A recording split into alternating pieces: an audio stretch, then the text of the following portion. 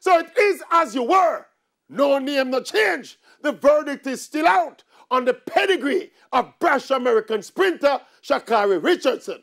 After the much anticipated showdown between Richardson, the fastest woman in the world this year, and some big names, including double Olympic champion Shelly-Ann Fraser-Pryce, fell victim to the notoriously miserable English weather, when rain, wind, and frosty temperatures cramping the performances, with homegirl Dina Asher-Smith winning, Richardson running on for second, and Fraser-Pryce finishing fourth, all running 11.3 and slower.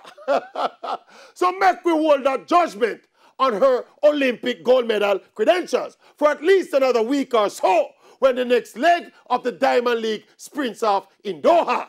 Having said all of that though, all things considered, including how Richardson ran in the rainstorm in England, I think she has already set herself up as the favorite for the Olympic gold. Yeah, man. Yes. We talked about all the other variables already, but based on the times she's been running this season, the 21-year-old American Sha'Carri Richardson is the firm favorite to win the 100 gold in Tokyo. Yeah, man, the Maverick have put that pressure there. But now, yes.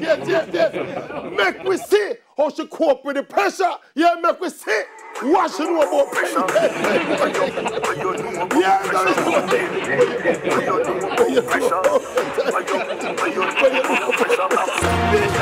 Yeah,